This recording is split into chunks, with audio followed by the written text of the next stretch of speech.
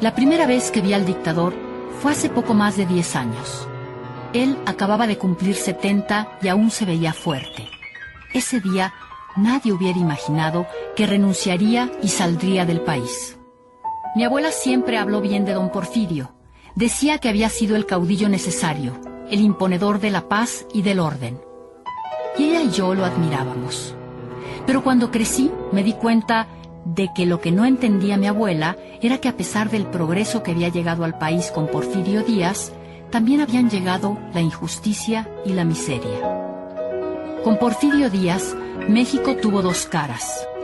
Una, la del progreso, la modernidad y los anhelos de civilización presentes en la capital y en algunas otras ciudades importantes. Otra, la de la pobreza y la desolación en el resto del país. Y con ello, una gran brecha entre pobres y ricos.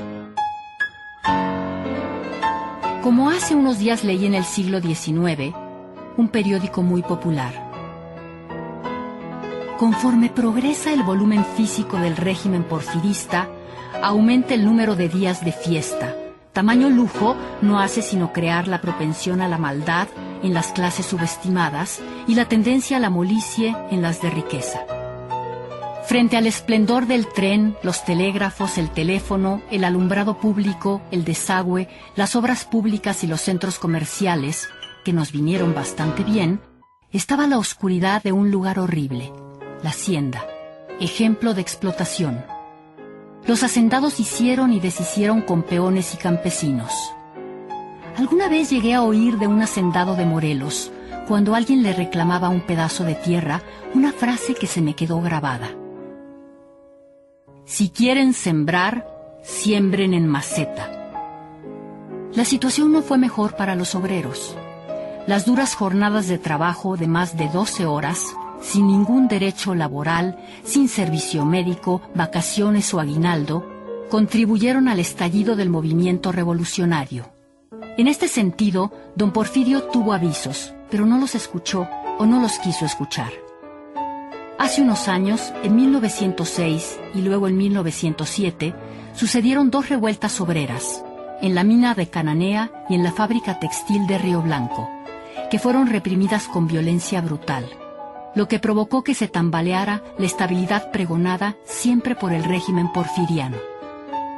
Y luego, en 1908, el dictador concedió una entrevista al periodista James Krillman que ayudó a despertar nuestra conciencia cívica.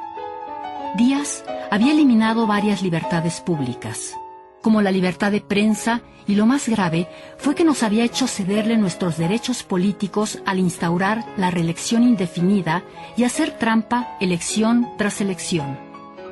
Por eso fue importante la entrevista, pues el viejo presidente aseguró que México estaba preparado para la democracia y que vería con buenos ojos el surgimiento de partidos de oposición. Fueron tan impresionantes sus palabras que transcribo algunas. Hemos conservado la forma de gobierno republicano y democrático.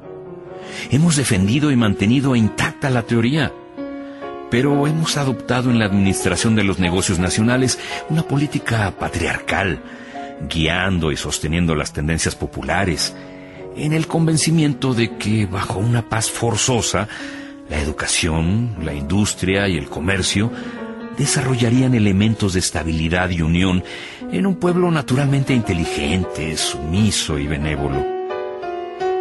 He esperado con paciencia el día en que la República de México esté preparada para escoger y cambiar sus gobernantes en cada periodo, sin peligro de guerras ni daño al crédito y al progreso nacionales.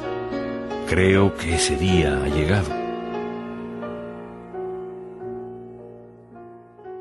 Como él mismo decía, la entrevista desató la caballada, y empezaron a aparecer partidos de oposición por todos lados, lo que desató una gran efervescencia política. Incluso, uno de ellos postuló para la presidencia a Bernardo Reyes, quien fue gobernador de Nuevo León y en algún tiempo secretario de guerra del propio Díaz. A don Porfirio no le gustó y para deshacerse de él le encargó una comisión fantasma en Europa. Pero ocurrió que el reyismo siguió en pie y se unió al otro gran partido de oposición, el antirreeleccionista.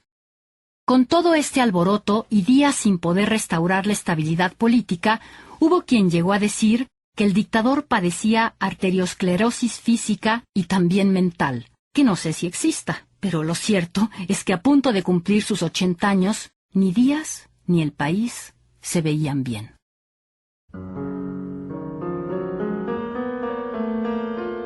En ese mismo 1908, en el norte de México, en Coahuila, un empresario ranchero llamado Francisco Ignacio Madero recogió las ofensas de diversos grupos y prendió la mecha que incendiaría al país al publicar su libro La sucesión presidencial en 1910. A partir de entonces, nada volvió a ser igual. Curiosamente, Madero inició la lucha para recuperar las libertades públicas con la misma bandera con que Díaz había llegado al poder en 1876. Sufragio efectivo, no reelección. Don Panchito, como le decían de cariño, recorrió el país entero haciendo su campaña antirreeleccionista. En junio de 1910, contra lo que había prometido en aquella dichosa entrevista, Díaz mandó parar la campaña electoral de Madero y ordenó su aprehensión para encarcelarlo en San Luis Potosí. Esto tenía el fin de que nada impidiera su reelección, lo que logró mediante el fraude electoral. En septiembre, mientras los opositores al régimen se encontraban en las cárceles del país, los porfiristas se dispusieron a celebrar en grande el centenario de la independencia de México como si nada estuviera sucediendo. En los primeros días de octubre, Madero escapó de San Luis y huyó a los Estados Unidos. Ya sin recurso legal para protestar contra el fraude, Madero decidió seguir el camino de las armas y convocó por medio del Plan de San Luis a iniciar la revuelta el 20 de noviembre.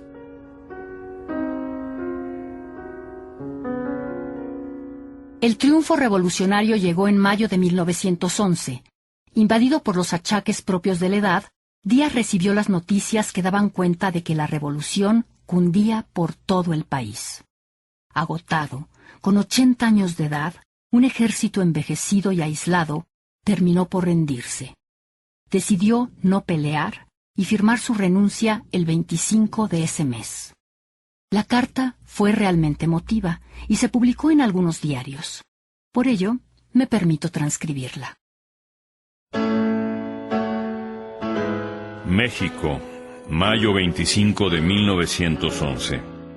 Señores diputados, el pueblo mexicano, ese pueblo que tan generosamente me ha colmado de honores, que me proclamó su caudillo durante la Guerra Internacional, que me secundó patrióticamente en todas las obras emprendidas para robustecer la industria y el comercio de la República, fundar su crédito, rodearle de respeto internacional y darle puesto decoroso ante las naciones amigas.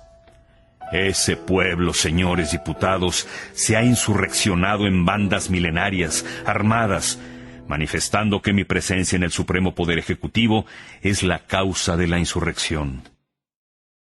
No conozco hecho alguno imputable a mí que motivara ese fenómeno social, pero permitiendo sin conceder que puedo ser culpable inconsciente, esa posibilidad hace de mí la persona menos a propósito para raciocinar y decidir sobre mi propia culpabilidad.